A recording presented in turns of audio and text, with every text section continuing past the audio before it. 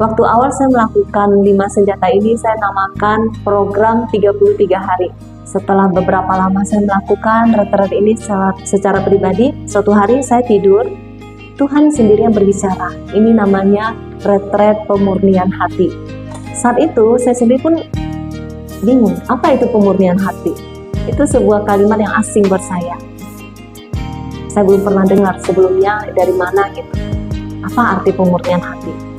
Tetapi setelah saya melakukan terus, saya menyadari bahwa memang ternyata 5 senjata ini sungguh-sungguh memurnikan setiap hati kita yang melakukannya. Saya pribadi merasakan dulu saya cari Tuhan itu karena ada kepentingan, karena ada yang mau didoakan, karena ada yang saya butuh dari Tuhan, saya butuh pertolongan Tuhan, saya cari Tuhan. Tetapi dengan melakukan 5 senjata ini, Tuhan memurnikan motivasi itu. Dari yang kepentingannya mencari Tuhan karena ada maunya, menjadi mencari Tuhan karena rindu dengan kehadirannya, rindu untuk intim dengan Dia. Logo KPH itu ada lambang hati. Hati itu melambangkan kasih Bapa sendiri, kasih agape. Warnanya orange. Waktu pertama kali logo ini mau dibikin, Opi menyodorkan 2 warna. Hati itu berwarna ungu dan orange. Bu Vila lebih suka yang mana? Saya waktu itu sukanya ungu. Ungu tuh kayaknya cantik sekali. Tapi hari itu saya misa pagi, saya tanya sama Tuhan. Tuhan lebih suka yang mana logonya? Tiba-tiba muncul di telinga saya lagu ini. Tuhanlah matahariku, di negeri indah Bapakku, kesana kita pulang bersama. Saya langsung dapat jawaban, Tuhanlah matahariku. Matahari itu orange. Kita semua yang melakukan retret pemurnian hati ini pulang ke hati Tuhan, matahari itu. Tuhanlah matahariku. Nah, di dalam logo hati itu ada burung. Itu melambangkan Roh Kudus. Setiap orang yang melakukan retret pemurnian hati ini diharapkan visinya itu sampai kepada ada Roh Kudus di dalam setiap hati kita. Fokus KPH itu sebenarnya 5 senjata itu adalah kendaraan yang menghantar kita kepada perjumpaan dengan Tuhan. Nah, perjumpaan dengan Tuhan itu adalah tujuan utama kita. Setelah perjumpaan dengan Tuhan, dengan Yesus tepatnya, dengan terus melakukan 5 senjata, kita akan mengalami sebuah perjumpaan dengan Roh Kudus.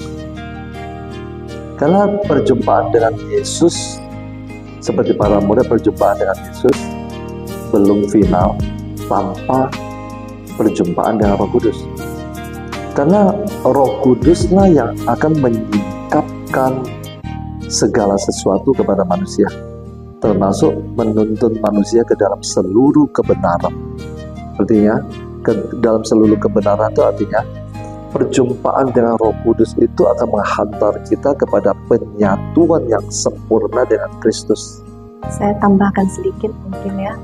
Jadi dengan 5 senjata itu tadi awalnya kan memurnikan setiap hati yang melakukannya. Setelah hati dimurnikan, juga di situ pemurnian karakter. Ada sebuah pertobatan secara pribadi masing-masing orang yang melakukannya. Setelah mengalami pertobatan, seseorang baru bisa menjadi saksi Kristus. Dia mengalami sebuah perubahan hidup, sehingga orang-orang di sekitarnya melihat ada sebuah perubahan, pertobatan hidup. Dan itu akan membawa anggota keluarga lain melakukan retret ini bersama-sama. Jadi dari satu orang mau dimurnikan, itu akan memurnikan seluruh keluarga. Kalau saya tidak salah, tanggal 22 April ya. 22 April kenapa? Jadi sebetulnya terbentuknya itu pun bukan direncanakan, tidak direncanakan. Jadi karena saat itu sudah beberapa kelompok. Jadi kelompok pertama yang hanya 5 orang, kemudian belasan orang, 20-an orang, 30-an orang, dan supaya mereka yang sudah selesai mengikuti retret itu tetap berada di dalam suatu wadah dan kita bisa bertumbuh bersama. tujuannya supaya untuk bertumbuh bersama, bukan dalam konteks ingin membimbing mereka, karena saat itu kami sama sekali tidak terbersit sedikit pun untuk menjadi pembimbing, terutama saya ya, karena saya hanya mendampingi villa. Dan dengan dibentuknya komunitas, sebenarnya bukan komunitas, awalnya kita membuat grup WA dengan nama Grup Komunitas Pemurnian Hati. Kemudian supaya di dalam grup itu ada acara, lalu saya bilang sama Villa, kita mengadakan pertemuan komsel saja, kita anggap sebagai komsel, karena memang dulu jumlahnya kan tidak terlalu banyak juga orang, karena tidak semua orang yang selesai RPH retret ini bergabung di dalam grup.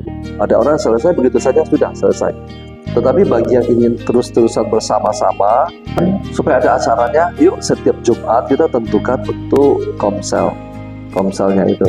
Lalu apa isi komsel itu? Komsel itu ya tidak lain dari pujian, penyembahan, lalu kemudian firman. Kenapa?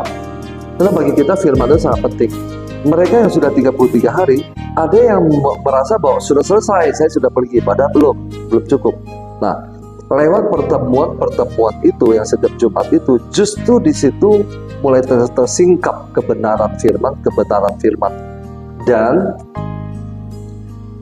spirit kita tetap sama.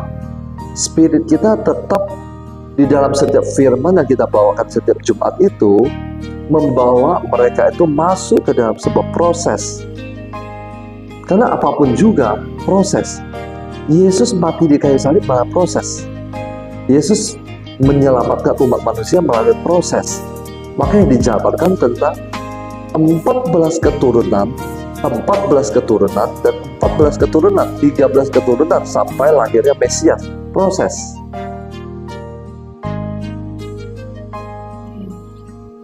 Saya nggak pernah bayangkan KPH seperti ini. Yang saya tahu, Tuhan ketika mereka selesai retret seperti yang tadi Pak Paulus bilang, mereka masih ada beberapa yang masih tetap ingin bertumbuh dengan seperti kita memberikan sesi itu supaya ada komsel. Nah, akhirnya terbentuklah yang komunitas ini. Jadi benar-benar step by step ya saya melihat ya. Saya dulu berpikir kan Tuhan cuma suruh saya sharing 5 senjata. Ya udah saya sharing gitu kan, seperti itu. Nah, ternyata dengan berjalannya waktu ada komsel setiap Jumat. Itu pun saya nggak bayangkan akan sampai ke 100 sekian gitu. Saya pikir ya udah, itu waktu itu masih pandemi. Oke, apa seminggu kita jalan, 2 minggu, 3 minggu sampai hari ini. Dan itu anggotanya semakin banyak dan semakin banyak kebutuhan-kebutuhan yang harus kita penuhi di dalamnya, seperti yang kita berikan sekarang, pelayanan doa, konseling untuk anak, untuk remaja, seperti itu. Nggak pernah membayangkan sebelumnya. Pernah. Saya sendiri pernah merasa bukan pengen mundur, tapi saya merasa aduh Tuhan, saya lelah, saya mau istirahat bentar ya. Tetapi tiba-tiba muncul satu ayat, Bapakku bekerja sampai hari ini. Itu membuat saya nggak jadi mundur, nggak jadi minta cuti sama Tuhan. Waktu itu saya benar-benar merasa lelah dengan pelayanan ini. Karena begitu banyak tantangan internal, tantangan eksternal. Saya merasa aduh, kok saya jadi ini ya, maksudnya tuh secara fisik dan secara roh tuh benar-benar merasa lelah. Apalagi kalau yang contoh yang paling saya ini tuh doa pelepasan. Doa pelepasan itu kan peperangan. Yang datang itu kan yang pasti yang kena kuasa gelap. Tetapi banyak yang sudah didoakan pelepasan ketika sudah sembuh, mereka itu tidak dibentengi. Mereka tidak lagi menjaga diri mereka dengan benteng-benteng rohani, sehingga mereka jatuh lagi gitu. Dan itu membuat saya merasa ya buat apa ya, kayaknya nggak worth it apa yang saya korbankan gitu. Karena ketika kita mau melayani untuk seperti ini, tantangan kita tuh besar, musuh kita itu banyak gitu, secara di alam roh. Kita berjuang untuk mereka, mengorbankan apa yang kita ini gitu kan, maksudnya yang zona nyaman kita waspada selalu dengan kehidupan doa untuk itu, untuk pelayanan ini. Tetapi mereka sendiri nggak sayang dengan kehidupan mereka. Itu yang kadang tuh membuat saya tuh merasa, kok saya merasa nggak worth it ya apa yang saya perjuangkan. Tapi Tuhan selalu menghibur. Itu kan beberapa bagian kecil sebenarnya, nggak semuanya seperti itu. Ada yang kalau kesaksian itu terus terang tuh meneguhkan kami. Bukan hanya meneguhkan anggota-anggota KPH, tapi buat kami yang menjadi pelayan-pelayan itu sangat meneguhkan. Karena kita merasa, oh ternyata apa yang saya perjuangkan, pengorbanan kami itu nggak sia-sia. Ada hasil yang kita dengar dari mereka, keluarga dipulihkan, mereka disembuhkan, mereka mengalami kebangkitan, anak-anak kembali gitu, suami kembali ke rumah. Itu kayaknya tuh sebuah penghiburan yang luar biasa sekali. Yang dulu mungkin kalau kita bisnis dengar omset ratusan juta masuk, ini kayaknya tuh dengar kesaksian ini tuh seperti omset MM-an masuk gitu, seperti itu. Kegembiraan penghiburan Tuhan kasih melebihi semua yang tadi itu, kelelahan tadi.